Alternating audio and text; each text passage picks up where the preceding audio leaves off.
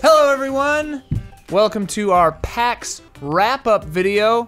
I had the pleasure of going to PAX Prime? Is it PAX West Used to be PAX Prime, now PAX West. PAX West 2017. So you got we need a PAX North now. We need like a Nordic. Like Minneapolis. Did they remove the Prime so it doesn't seem more important? I think so. I think just in relationship to the other one, because like Prime, because that was an easy way to remind people, like that was the original, like where the genesis of PAX.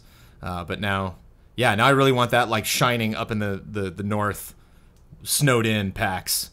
Toronto. With skiing and snowboarding and stuff. Okay, yeah. I'd go to that. PAX. Anyway, went with Kyle and Brandon, and we saw some games, and we're gonna talk. We missed a day because our flight was canceled. Would have seen a couple more games. Would have seen some more, but we lost Friday. So here we are to talk about some games. Brandon, why don't you start us off? I played 35 to 40 minutes of The Evil Within 2, and greatly enjoyed it. It seemed more open than I think one of my favorite things about the demo is a timed demo, and at the end of the demo it doesn't just like pop up a clock that's like, oh, you're done playing with Evil Within 2 now. Like a ghost like popped out and kills you. That's not going to be in the final game, and so I enjoyed that.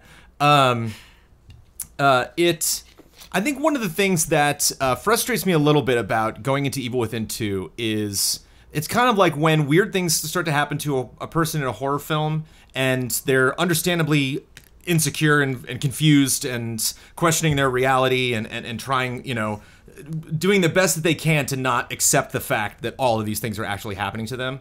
And like we're coming into Evil Within 2 and Sebastian's kind of still in that headspace, and that's a little frustrating. Like when you see something weird, being like, "What is that?" It's like it's a monster. It's another freakazoid. You're in the tub. That's created by the world. Like the other 500 things that you fought. And so like I kind of want him to just like kind of snap out of it a little bit. But at the same time, like it did, I don't want to get into story stuff, but like it did kind of reference things that were happening in the first game. And, what do you mean more open? The environments just feel like they're like the vignettes in Evil Within 2 are very small. There were a lot of interiors, and at one point I popped out into this village and there were lots of different options. He said like we didn't want to bog players down with too much choice in the demo, but when you get into the final game there will be lots of side missions that will be popping up, lots of cues to pop into houses to search for things, and he's like, but we kind of wanted people to feel a little more direct. Kind of get a sense of the environment just in the half an hour that they had to play, and not have them be like, oh, I would have done that other boss encounter thing, but like I was too wrapped up in this weird side mission that didn't go anywhere, collecting things I wasn't going to use because I was just playing the game for 30 minutes. But looks amazing, really, really, really pretty looking game. I think they have even done lighting and stuff like that even better since they did the first one. Yeah, because the first one looked really good too. And fun premise, like there were some NPCs in there, so you definitely get that vibe of like them freaking out because they're also in the system.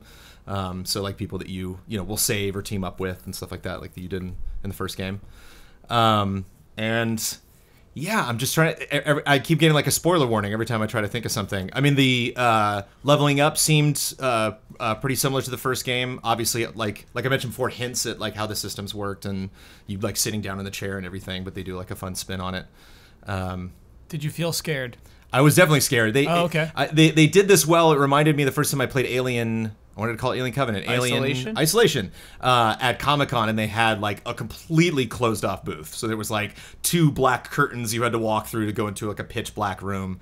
And it was kind of creepy because when I went in, my schedule was kind of off from the regular people that had come in line. So when their demo ended, they made the announcement like, "Okay, everybody, wrap it up." And the guy like kind of tapped me on the shoulder and was like, "It's fine. Like you started 5 minutes after they started." And so, but it was creepy that like I finished the demo and turned around and the guy was just like standing there. I'm like, John, I think I'm used to cool. complete. Had the headphones on and like, yeah, they definitely did a good job of sucking me into that world. Because when we were shooting Easy Update, we saw someone who was waiting 3.5 hours to play that demo. Yeah. And so they didn't have it set up on kiosks. Everybody who was playing that game at PAX had to like go into this darkness to play it, which I think is cool. It was cool because he was like, "Yeah, I have to wait 2 or 3 hours, but it's a half-hour demo." So like somehow he already knew that. Yeah. He's like, "So it's worth it."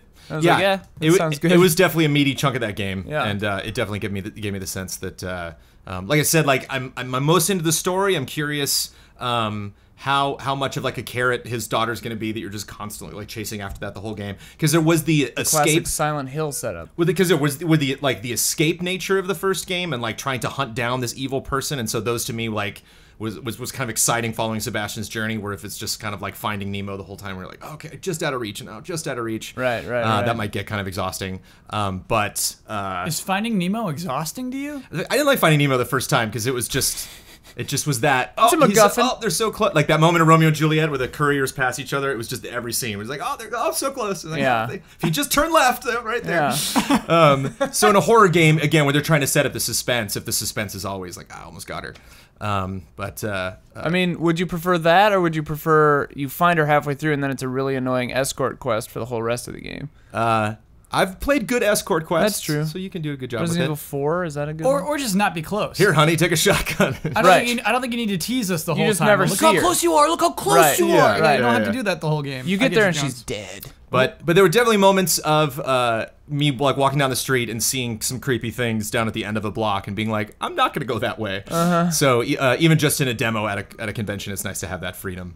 And like I said, spooky music, spooky sound effects, spooky environments, lots of creepy chase moments, and one monster that popped out that you're just like, what is that thing? Yeah. So yeah, good stuff. Jones, I want to talk about a demo where I had too much freedom. Where they just set me open in a world, and I did not do everything I was supposed to do in this demo. Lost Sphear. So I played Lost Sphear, which is the upcoming RPG. That's basically a follow-up to I'm Setsuna. I'm looking at my fact sheet. That's a $50 game. So this is going to be like more substantial than I'm Setsuna. Hopefully. But what? Yeah. So anyway, what this is like, they set you in the beginning of this RPG, and I didn't like finish all the. I didn't have the battle I was supposed to have. Did you do the battle when you played? I did Lost 2 Sphear? fights. They were just simple fights. Yeah, I didn't get to do the second fight with like the Setsuna mechanics. Anyway, I really like what I played. I really like the village you start off in. I really like the vibes of this game. I really like the way it looks. You're in kind of like a, I guess, Victorian town, I guess we could call it. What's crazy is there's a phone booth. And so I didn't put that together. Yeah. Yeah, I like the time period we're in. There's like chromatic aberration around the outsides. Is that called what is that called? Around the outsides of what? Of the frame. Of the frame. Oh yeah. So it's like it's like setting in a lens. If it's like the color separation, that's chromatic aberration. Yeah. But it's only around the rims. You know what I mean? So like your characters aren't chromatically aberrated. Right. But yeah, it's cool. It looks neat. It's got like blades of grass coming around and the piano music, and you just feel like good. I definitely got a different vibe going into every house. Like every time I went into a house and talked to someone, I definitely got the vibe like, you live here. This is your house. It's not just like, hello, I like cheese. You know, like they actually like had a personality, and I could tell, oh, that person lives here. Or Jones, you know what I loved the most is this guy who's like complaining about his in-laws, and then you go to that home and you see his in-laws are just like, why aren't kids nice? It's like, okay, I get it, dude. I get it. Yeah. You're not wrong. Where you find that guy's. Here's like my first complaint already though. You find that guy who complains about his in-laws in a sauna that is exactly the same as I Am Setsuna's sauna. Like, for some reason, they put a sauna in this little Victorian village. That's the exact same sauna. Like, maybe they really like saunas. Maybe that's their theme. That's their Moogles, are saunas. But it's just weird to see that repeated already. Isn't the team called the RPG Factory? Yeah. Tokyo RPG Factory. Just Factory, baby. Yeah. Sauna. They just add, like, all these new things. So you'll get to the new stuff later. But there's a sauna. But it's in the that's same going to be the world sauna. As I Am Setsuna? No. It's supposed to be like completely unconnected. Oh. Though there is like Setsuna mechanics and Setsuna Spritnite, which are basically your materia, your magics. And Setsuna saunas. You know how like Avatar has like the cabbage salesman that like is the meta that goes through the whole thing? Like there's the sauna constructor guy. Yeah. The sauna designer. Same guy. Sid. Lore. He's Steve. the Sid. Yeah. Sid. Sid the sauna. So I can't say much about the fighting system, but the one that you're introduced in, you get to transform into a robot, which is really cool. Whoa. The king, the original, like the first fight, like this is an RPG teaching you the mechanics of the game. You transform into a robot. Like a steam-powered robot? It's called a Volcosuit armor. Volcosuit. Volcosuit. So they told you that? It's right here in the fact sheet, man. Oh, crazy. Harness the might of the Volcosuits. Oh, so but not in the first couple battles, because the two battles I did. In the very first battle, you transform into a Volcosuit.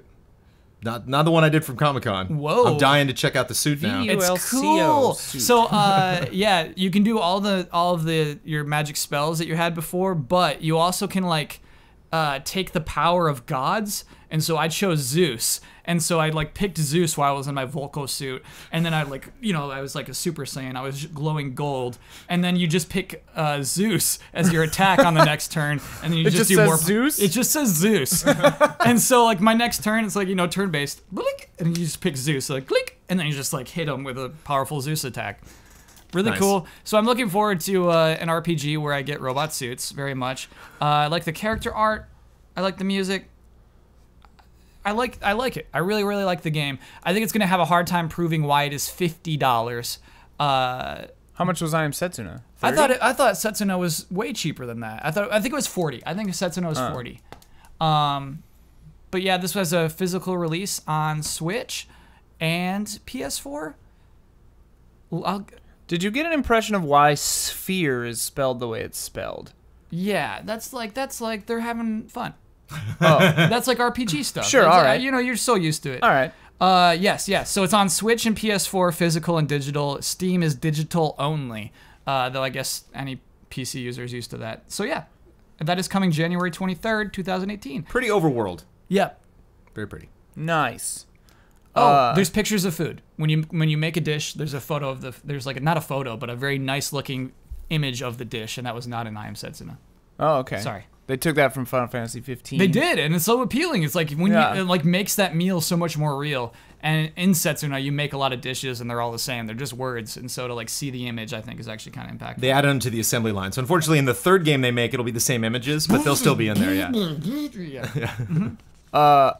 So I want to talk about UFO 50. Me too. Yeah. UFO 50 Yeah. by Derek Yu, who made Spelunky. This game is amazing. Yeah. It's on a fictional console, the name of which I don't know. The UFO. The UFO is like the fictional company that was making. Yeah, whatever. It's like a good Action 52, basically. So like a cartridge. It's a fictional cartridge on a fictional console that has 50 games in an NES, SNES style. And you start the game and it's just 50 icons, 50 thumbnails of all these little games, and They're you all scroll cartridges. through. Yeah, they're all different little cartridges, and you just scroll through, and you're like, okay, which one of these are we going to play? And we tried Disc Lords, which is like a shuffleboard, kind of like tabletop battle, like fantasy battle sort of deal, where you could look at the board at first, and then you couldn't look around anymore, and you just like flicked these little discs at each other, and they had hit points, and they ricochet, and you tried to hit each other, and it all looks so cool, and it feels so good, and things move really quickly. As opposed to like NES. I played an RTS game, and I'm expecting them to like click on by like they were actually like powered by the NES, and like I have these little raptor things that were slipping by me really fast. Yeah. That and the RTS genre didn't really exist in that era. So Did you get to do the tower defense one that you wanted to play? that one? Yeah. Oh, okay. It's So like got you. it's like Dino themed. You're a little caveman, and you gotta put out your little caveman friends, and But just so much fun playing a game and having no idea what you're doing, no idea what the icons mean, what the controls are, and normally that would be frustrating, I think, in this era. But if you break it down, like when they had it playable at PAX, it was on an NES controller. Right. So it's literally just 4 directions and 2 buttons. Like, you'll figure it out pretty quickly, and it reminded me of WarioWare, just that absurdity. And it just dumps you in, and my friend Pam said that it's like, it's another game in and of itself, trying to figure out how to play every game when you jump in. It's so cool, because, it just dumps you in, and there's, what else do we see? We saw like a Space Harrier-style game called UFO VR, I think. I think my favorite one was the samurai fighting game where it's just Pong. Like Right. You take out your sword to hit the ball back at the other guy. It was really, I really liked But that you can one. also like approach the net and like slice the other guy if they're close. Yeah, it's still a sword. Yeah, that is cool. There was this weird like UFO racing game that seemed kind of bizarre. It's like a territory battle thing. Territory, it was like a like turn-based, God-blessing, resource-gathering, grid taking over weird Like these game. are complicated games. Like There's like a bubble bobble game where you kill enemies by kicking the soccer ball at them. Yeah. There are 50 of these things, Yeah. and they're all very cool, very solid. A lot of them are co-op. A lot of them are co-op. Some of them are single-player only, but a lot of them are two-player versus or two-player co-op. So like a Contra-esque Ninja Star game where they're like jumping around rooftops and yeah, a couple of 2D side scrollers. Oh, we got to talk to Derek Yu about it. Yeah, and one of the games he originally made on a TI-83 calculator. It's an alien horse betting game. And like it's just such a cool passion project that all these like little weird ideas that he's been harboring for so many years since the 90s have come to fruition as these fictional UFO games. I think that's so cool. Well, and like there are they pay attention to like they have like a chronology, I think. Yes. Like they have a story behind this thing where it's like, okay, this game came out in X year, like 1980 whatever. And so they limit themselves to like using the color palette of that year, and like you'll be able to go through and look at the games and try to like place where they might fall in the continuum of like this fictional console. It's so cool. See improvements in technology over the years, and like thematically like links between some of the games, and you can see, oh, I could see how that game would come after that game before it. Yeah. Very awesome. Yeah, it's like a little like Tecmo or like a little Sega archive of a 10-year span. It's so interesting. And that wasn't even all 50 games. It was like just over 30 something. 35, I think, is what we got to see. Yeah. Oh, okay, yeah. So, wow. That was a lot. I want to say like that's the perfect stream, but like I don't even know if we could get through all 50 games in 2 hours. The perfect stream is to try to beat all of them throughout the course of a year. That's like the perfect stream. Either way, we're gonna stream the crap out of this game when it comes out. Maybe sometime, hopefully next year. They're not sure. We're not sure. But yeah, hopefully soon, because I am very excited for it. They seem confident in next year. Yeah. Just don't know when. Yeah, 2018. Jones, what else did you play? I played Dishonored Death of the Outsider, which I have not played Dishonored 2, played a ton of Dishonored 1, played the DLC, loved it. This is featuring a character that I'm not that familiar with, that's in Dishonored 2, and going after the Outsider, Dowd, I believe is his name, who was responsible for giving Corvo in the first game his powers. That I'm sorry, not going after him, doing one last favor for him, and he's like fading out of the scene, or like his days are numbered, and so one last job. Exactly. And he's one day from retirement. So it's interesting jumping into this DLC, having not played Dishonored 2.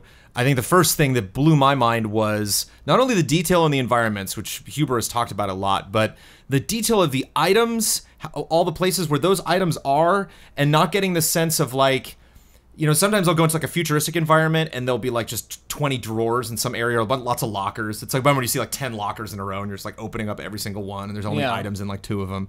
All of the furniture and all the desk drawers and everything just felt very natural. It was like, no, this feels like this person's office. It feels like they have this really nice table over there, and it's got these little drawers at the bottom. And I don't know if all the drawers and all the cabinets in the city like look like this, but just the aesthetic of everything felt really great. Like I had to sneak into this guy's apartment, into a house that was a singer, and so there was like a blood bank that people were in, and so there were all these people that were like hooked up to machines and like soaking up blood.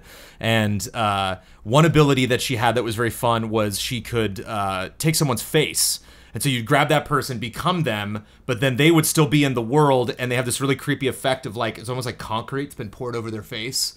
And they get knocked out, so you don't kill them. I mean, you can kill them afterwards, but you just need to knock them unconscious to steal their face, but you have to like deal with their body. So you like, while you're doing it, you can like throw them over your shoulder and like hide them over here. So like you have the possibility that a guard will find them and be like, wait a minute, if that person's here, then someone's impersonating them. But even that, you know, like I became a guard and then walked up, and you know, this person was like, no, even guards can't come in here. This is a private party. So I'm like, okay, how do I get in there? I ended up just grabbing a bunch of like chloroform and throwing it all around and gassing everybody and just like running in. And it was one of those demos where I just got like the kind tap on the shoulder, like, okay, time's up. So I didn't actually get in. I realized I needed a thing to play a song to open a safe, but the thing was in a room that was all electrocuted, or like, I was like, I think this will kill me, and it killed me, and I was like, all right, I'm done. But I want to get over their ability that pretty much all the characters have in the Dishonored games is interesting, because it's not, I want to point at that area and then go there. You click on it, and then you see exactly like an image of yourself standing in that area, and then you click again and you warp there. So I wonder if there's something you can do if you want to like plan an attack. If you want to like, I'm going to grab this item and then I'm going to be in trouble after I grab it. So you can set your destination. Like, after I grab this, I want to go there. And then like do the thing and then take off. Because I know they all have kind of slightly different mechanics of how they do that, and that I didn't use it for any other method other than just hopping around the environment, but I wonder if there's like other fun strategic things that you can do. And then her third ability that I played around with was a disembodied search, where everything goes black and white and you can just float around the environment and look at everything, mark targets. That's how I was able to kind of see the circuitry underneath the room and like, oh, there's some switch somewhere in the building I need to find to like throw off the electricity and grab that item and get out of here. And I just didn't have time to finish the demo to do it. It's interesting to me that they made all these new powers for it's a standalone DLC. Standalone DLC, yeah. And I don't know if they're planning on doing other content for Dishonored 2. Yeah, but that's pretty crazy. Yeah, so those are my 2 Bethesda games that I checked out, Evil Within and that. But whereas Evil Within 1, I played a great deal. I played through that and all the DLC a couple times. Had yet to play Dishonored 2, and it was just like, you know, after in all the hustle and bustle of PAX, it was nice to take that moment and be like, God, this game is beautiful. I think it's a good opportunity, honestly, because all games seem so long, and just to say this is standalone, you can just buy this if you want to see what Dishonored's like. I like that. I think that's appealing. And it's really pretty, and the character was really cool. It was kind of like she was very no nonsense, and I wouldn't go so far as to say bloodthirsty, but like she's definitely like has kind of a savage personality. Yeah. So she's very intense. Yeah. So it was fun. I think that's fun to kind of get a nice intense story for a little short slice of that world. I don't know if I'll play it, but I was definitely intrigued and kind of sad that I didn't make time for Dishonored 2. Yeah, you'd like it. Yeah, I'm sure. Also, at my Square Enix appointment, I got to check out Secret of Mana. Yeah. So this was just announced. This is recently announced. Oh, not coming to Switch. I keep thinking it is. Yeah, it is not coming to Switch. I guess that's worth saying. I'm trying to pull a Huber there. I keep trying to. If I say it out loud enough times, it'll happen. It could happen. Yeah, it's coming to PS4, PC, on Steam, and Vita. It's weird to think of this as opposed to Lost Sphear. This is $40. It's $30 if you're playing on Vita. It's coming out in February 15th.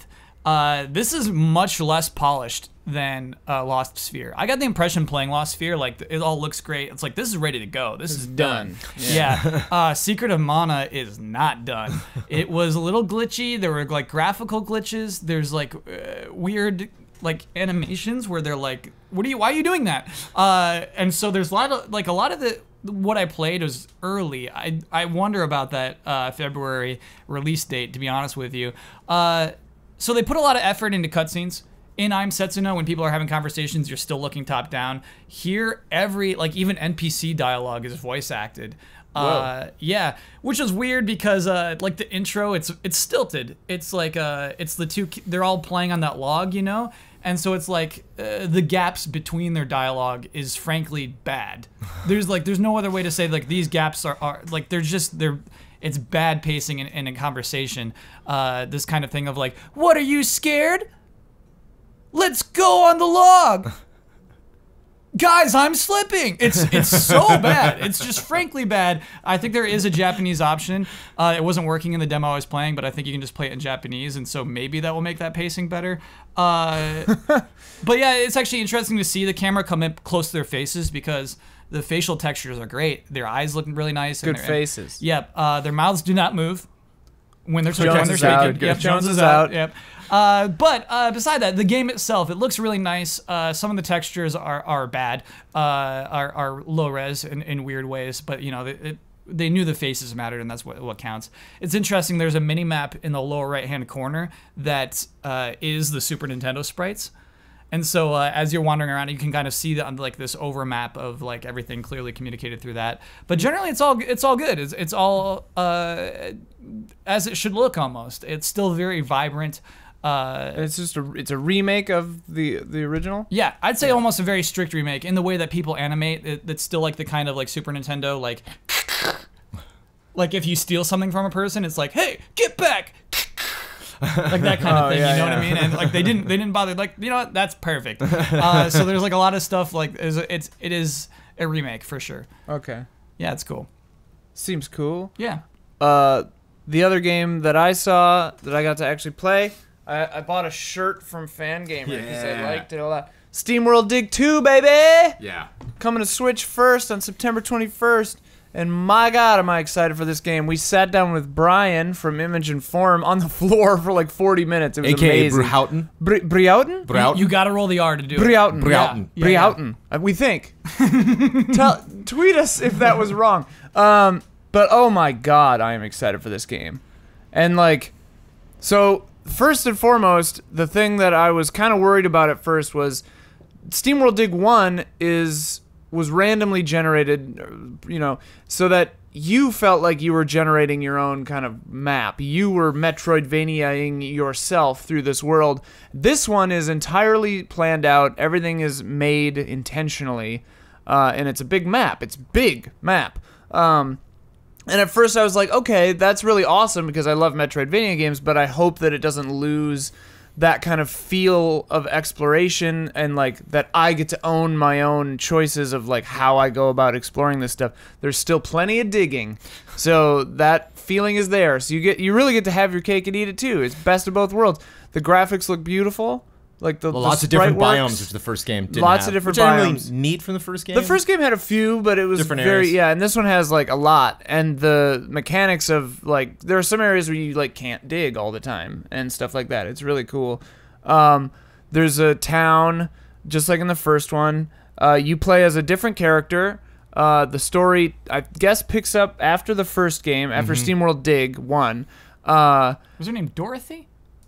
That sounds plausible. Okay. And she has different abilities than the player character in the first game. You upgrade them. One really cool thing that I liked is when you unlock abilities, you get blueprints for abilities, I guess, and then you can assign cogs to the abilities.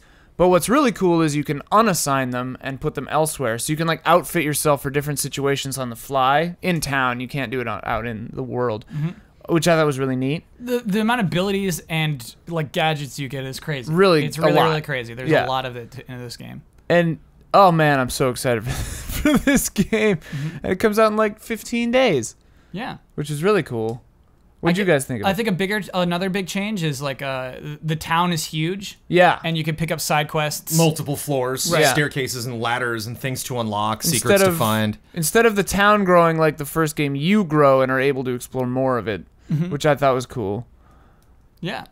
Grappling hook is really cool. Grappling hook. We had a little jetpack. Like there's some end game stuff. Yeah. It was tough. We had all the fun abilities. Yeah, we were playing it with Brian, and he had all these end game abilities that were like ruining puzzles because we were playing early game puzzles. So he'd like accidentally jetpack up to a thing, and he was like, "Well, okay, all right, okay, that's a way to do it." And I was like, "Get the jetpack." But and it was funny because like we would see parts of the map. He's like, "We're not. You can't see that yet. Don't ignore it. Forget you saw that." It was very funny. But they're a really cool team. They're really neat. Very passionate about these games. Great personality. I just love all the different characters in the first game, and like that definitely seems conveyed. Really weird looking things, and because they're robots, so like they can really go out there with their designs, and you conceptualizing who built this thing or how did this robot come to be.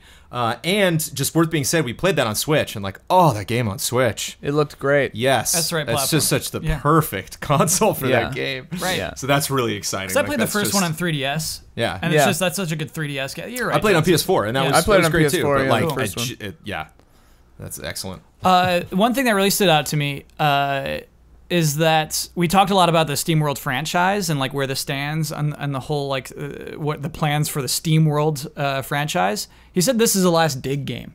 Like, this is all we want to do with Dig. It's all here in this game, and I always respect that a lot.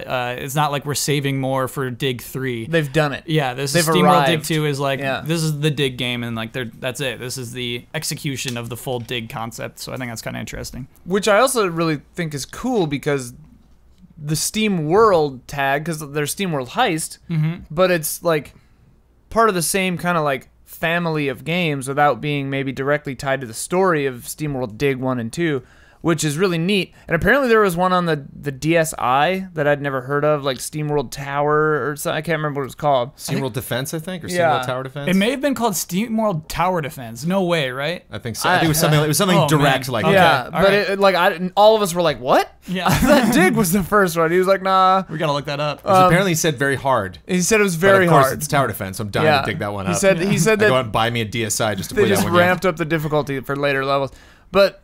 Yeah, I'm really excited for this game. It played great. It looks great. And I'm, get it, buy it, love it. Coming out very soon. Very soon. Cool. Later in this month.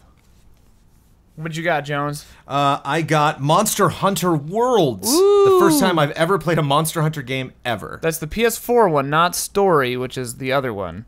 Correct. This is the big reveal that we had at the Sony press conferences. How long did it take you to die? I did not die. Nice, Jones. Yeah, we had a really well balanced team, and I had so it was a co-op demo. Yes. Cool. So Were you with an 3 other archer? people. One of them, I had a crossbow. Yeah. Nice. That sounds like. And it was great That's too Jones. because I love when like the devs trying to help you and you're like, yeah. The guy was like, he's like, so if you go here and you select your weapons, and he's like, this is a good sword. I really like that. That's versatile. He's like, this staff is really good. I'm just like, crossbow. He's like, sure, okay, you can do that. I played with Alexa from What's Good Games, and I think she was melee, so we had 2 melee and 2 ranged. Great. Nice. So it was great, like hiding in the bushes with my big crossbow that like usually hold like this, but this is Monster Hunter, so I'm like holding it out like a Gatling gun. And I got super jelly. I look over and like the guy next to me's got this big badass bow that I totally missed. I'm like, oh, I would have grabbed the bow and arrow if I'd seen that. But I think I loved the animation was really great. I didn't get a chance to do it because I was just learning the mechanics, but like the people that were familiar with Monster Hunter like jumped on the thing right away when it like got stunned, and they just like grabbed a hold and was riding around, and they're on top of it and I'm shooting it. So like taking turns that way and all of us moving together was really neat. Like Monster Hunter is one of those franchises that like I get it. I understand like how good that game feels when it's at its best. It just, the way the world was connected was never that attractive to me, because like ever since I played GTA 3 on PS2, it's like really hard for me to play an open world game with really rigid rules. Even like MMOs sometimes are like that, where they're like, when you're in the hub, you're in the hub, but then you get onto the world and other players are out there, it's just you, and there's like really clear like walls. And there was a lot of loading, like there were zones we would go in between where like it'd fade to black and fade back up, and like that might take me a little bit to adjust to. But what sounds amazing is you basically go into this little hub area, you grab missions there, you change your weapons, you upgrade, you buy stuff, like I imagine like upgrade your weapons and fashion new things.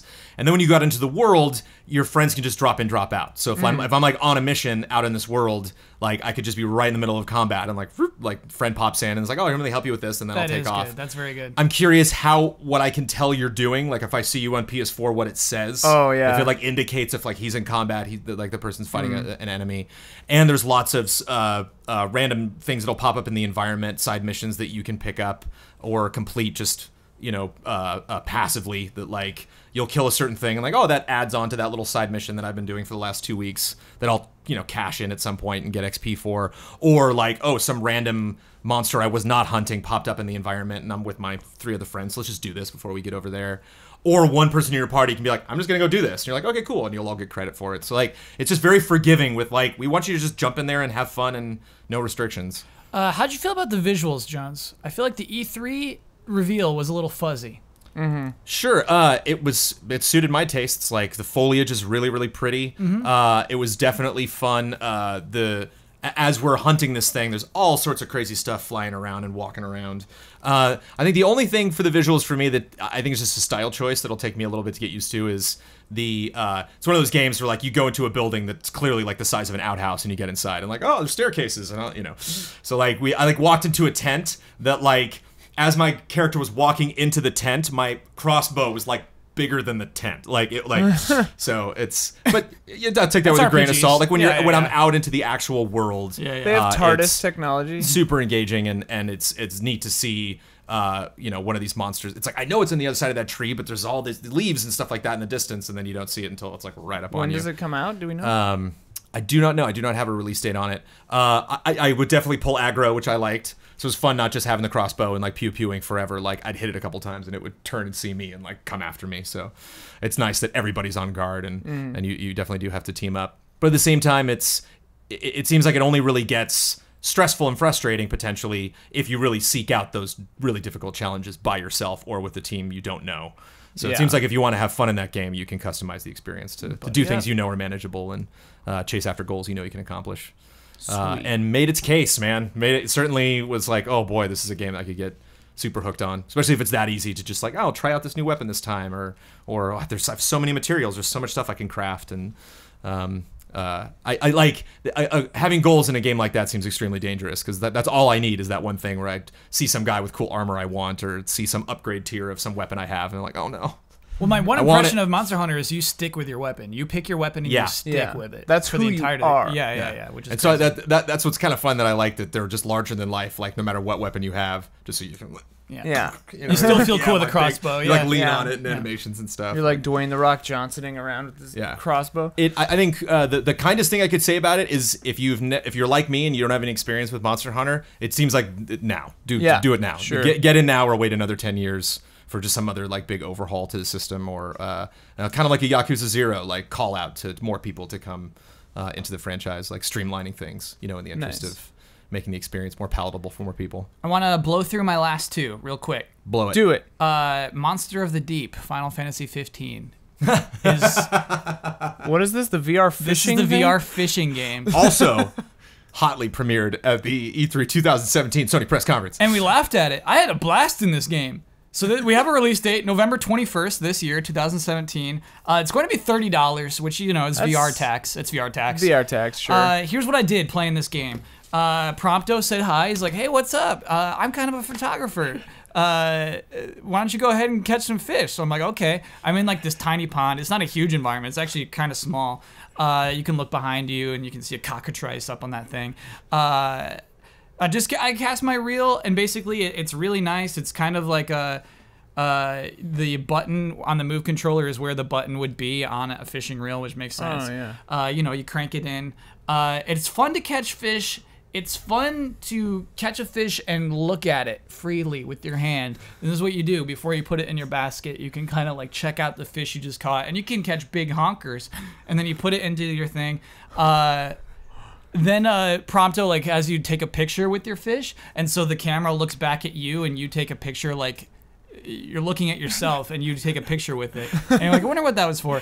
And then suddenly there's an attack, and the Final Fantasy 15 combat music goes do do do do do. That whole thing, and like the purple like particles go on, and a giant fish comes, and your fishing reel magically transforms into a little crossbow, and so you just start shooting it, and just like, and I don't think you can die. I was never in danger. I just kept shooting it with my crossbow. Maybe in the final game you can fail this, but I just kept shooting it, killed it, and then the demo ends, and it's like, okay, cool. But then it like fades up from black, and I'm at the campsite with all of the 4 Final Fantasy 15 bros. Nice. And we're eating the fish that I caught, and you can like pick up the little fish on a stick, and you can chomp on it. And you like look over at Noctis, he's like, "Good job today." And then so you're the 5th. I'm the 5th. So you're Kyle Bossman hanging out with those 4 guys. Yes, yeah. And then Prompto hands you the photo he took earlier that day. He's like, check this out, and you can pick up the photo and you look at it. You're like, oh, Prompto! You're just like, yeah, don't worry about it. So what did you look like? Yeah, like who in are the you? photo? Did like, you design your character? I looked like me. When the camera spins around and you take the photograph, it's the camera. It's like the live feed, but because it's like VR. Did you have your goggles You're on? wearing like VR goggles? Yeah, you do have the PSVR goggles on. Yes, you do. You do. Yeah. Whoa. But is there like a background, or is it like was it like your living room? The background like... is the Square Enix meeting room. Oh, okay. So they just put a digital fish in. Yeah. And then the rest is just a photograph. Yeah. That's hilarious. It was so cool. It was so Don't you fun. dare over put this up for group stream, because you know it's gonna win. Yeah, I will gladly play this game. Yeah, that was so fun. I do wonder how much it is, how many locations they couldn't tell me how many locations there are. I wonder how substantial, how long that can be fun. But that was a very fun demo. And then finally, I want to talk about Donut County real quick. Donut County, shoot, I think Blood just sent out the trailer. Like, look how fun this game looks. And I said, yeah, that does look fun. I want to play that at PAX. Easiest way to describe this game is Katamari, where you're like rolling up a ball and you're becoming bigger and bigger and bigger. Here you have a hole in the ground, and you suck things, you let things drop into your hole, and your hole becomes bigger and bigger and bigger the more things you drop into your hole. That is so fun. It is so fun to just suck things out of the world, just like rotating the hole around a map, dropping things in. You know what? You could even say that the aesthetic is Katamari-esque, in that I think in this kind of game you need it to be flat, shaded textures. You need low poly, yeah. Yeah, low poly. Just everything just very simple looking. What I love about this game is the context. You're a little a-hole raccoon. like in Katamari, when you are rolling up things, you're ruining everybody's lives. Like you're doing a bad thing to those people. And in this game, same thing. You're dropping into these locations and you're doing a bad thing. You're sucking up all their stuff. And so the game kind of like gives you a character that you are as the person doing this. You're a little raccoon, and it's just the dialogue is fun. The way it's set up is fun. Basically, the raccoon has done a very bad thing, and we're flashing back to all the bad things that he's done on a redemption arc. And so I think that's pretty cool. Yeah, there's like a story. Yeah, there's a story to this game. So much personality in the game. I love that. Like a lot of times, the person you're going after or the person who owns the items that you're taking up will be like watching you do it. Yeah. Like their eyes will follow the circle, like wherever it's going in the environment. What's going on and like one thing that you didn't do in this demo, but I did. I played this at Judges Week like 3 years ago. Yeah, Ben's been working on this forever. 3 years ago. Was the physics in this game are really fun. So it's not just fun to see one item fall in, but like a whole tier of things, like people on objects, like them falling into holes too. And one like slight puzzle element that they added in the version that I played was there was a table that I couldn't suck in, but because I put the hole underneath it, it tipped it, and then it rolled items off of the table that then I sucked in, then got bigger, then could pull in the table. Sure, I'll give you another example of like something more puzzly is like you can suck in a snake, and so like the snake is like it doesn't want to be in the hole, and then you actually use that snake to like push things, and so you can like there's a rooster on a swing, and you use that snake to push the rooster, and the rooster flops around, falls off, then you suck in the rooster, your hole becomes bigger. It's cool. So you're like sucking in like living beings, and they're like, no. You're a terrible. That's amazing. I love it. But they all fall. I mean, they all fall to a place, and you got to deal with those consequences. They don't just disappear as the thing. Nice. Which is also interesting because if you suck in something burning, like the fire will come out of the hole. Oh, okay. So you can then use that. Yeah, it's cool. Donut County coming out sometime next year, maybe, hopefully. Yeah.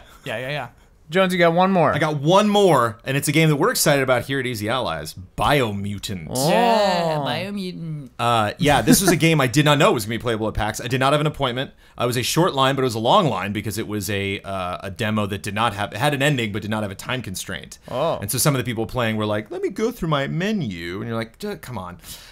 So that's what I would do. That's what you should be doing, Jones. I know. I mean, go to the menu, sure, but like when I see somebody and they're going to picking weapons, and it's like this weapon or this weapon, this weapon, this weapon, and you're waiting behind them in line. It's like and you're just like, oh, okay, you know, like for fighting one enemy, like come on, just come on. You're gonna get one 5 times better in a second. I did have some issues with Biomutant. It sold me really hard right out of the gate. First thing, fallen in love. You can change your fur length and fur color. And not only fur color, but you can choose, like, do you want to have, you basically have, like, your main color and then, like, kind of the backup flavor color. And it's like, do you want to have the main color, like, all over his face, or do you want to have it be, like, slashes or stripes or patches, or, like, maybe he has a couple scars that you can, like, accentuate. So I tried to make Easy Allies colors. I tried to do straight black and red, but he had kind of orange tints and stuff like that. I don't want to mess with it too much. And you can totally change his shape, so you can make a really short, stocky guy, or like a tall, thin one. Really? And so it was neat, like, going through that whole game and really, like, creating your own character. Like, I think that's interesting in a third-person game, especially comparing this to something like a Horizon. That's like, it's a whole different vibe from a main character standpoint. Like, you are this little critter. And he was great because, like, I had the headphones on, so like as he's running around, he's just like, and it's like, it's fun. So he never it's fun speaks? to be this little beast. They speak, but it's all text. Okay. But you had a question. So in the trailer, we see his hand turn green and he loses his fur. Did you do some of those transformations? There was nothing like that. I had abilities, like he has a telekinesis that you can use that was kind of tricky in combat.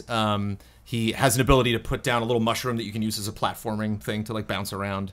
So there were, like, various skills that he picked up. But the what was cool context-wise was the second thing that made me fall in love with Biomutant was you basically play the trailer. So you, like, bump into that enemy. He pulls out his sword. You fight him for a little bit. You split the sword in half. You really doing the game? Then he pulls out the big guy, starts swinging that around. You fight him, and then the game basically tells you, like, you're not going to defeat this guy. You got to get out of here. And then you run away, jump through the wall. He throws the ball after you, slams in, prevents you from going back out that area, and then ticks like it's going to blow up, and so you have to, like, run out of that room and slam the door. How do you split his sword in half in the game? It's a cutscene. Like, it's just okay, like cool. after you get him down to a certain health, once you go to attack him, it might have even been time based just to, like, speed up the demo. But so I dug that. Yeah.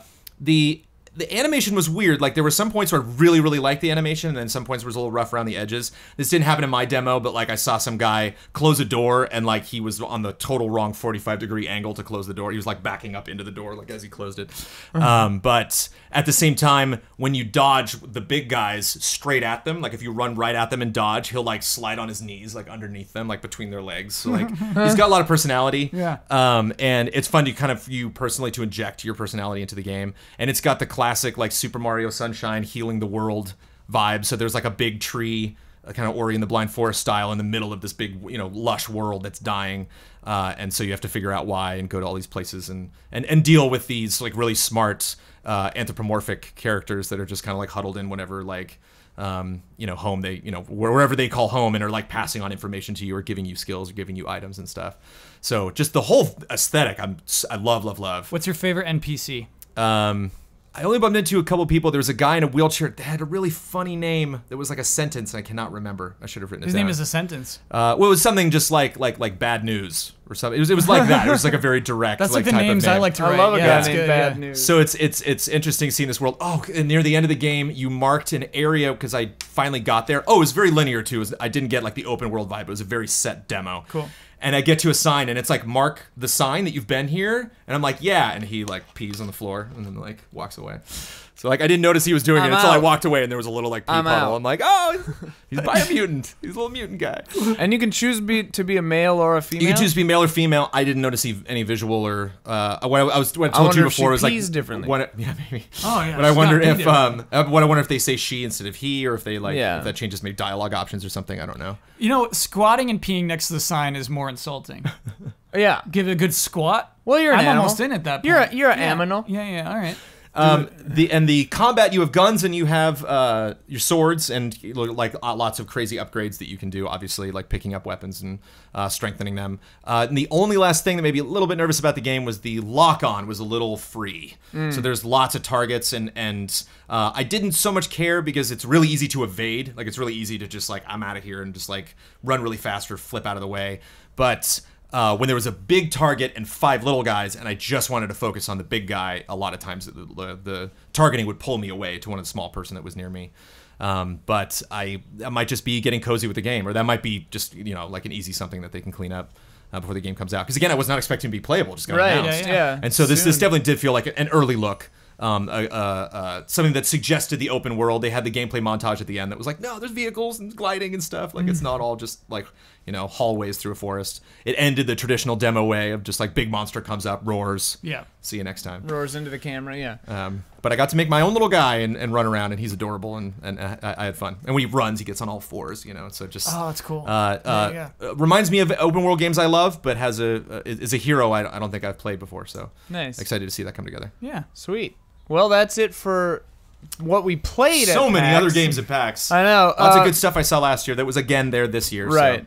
Well, for more PAX coverage, you can go. We put it on Patreon. It's not Patreon exclusive, but we have a post on Patreon of our panel that we did at PAX talking about crowdfunding and mistakes and lessons learned and stuff. So check that out.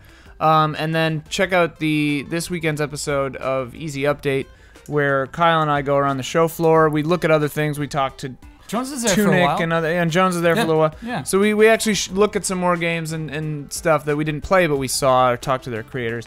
So yeah, check that out too. Thank you guys. It's hot. It's on fire. It's on fire. Woo! It's got like 8 different cameras I got to deal with. Anyway, yeah. Thanks for watching. Bye.